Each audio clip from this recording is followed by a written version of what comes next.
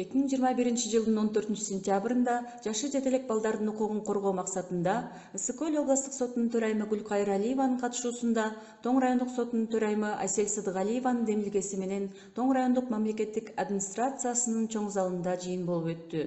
Иш-чарага Тоң районунун акими Байышбек Астанакулов, жергиликтүү өз алдынча башкаруу органдарынын өкүлдөрү, Тоң райондук билим берүү бөлүмүнүн, Тоң райондук ички иштер бөлүмүнүн, Тоң райондук социалдык өнүгүү башкармалыгынын башчылары жана бир катар мамлекеттик кызматкерлер катышышты.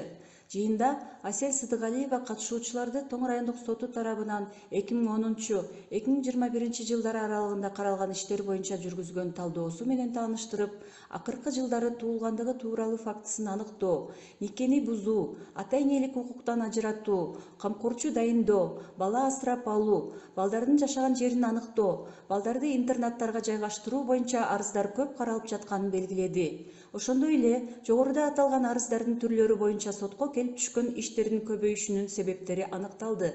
Мындан тышкары, жолугушууда жарандардын көйгөйлөрүн сотко жеткирбей чечүү жолдору талкууланды.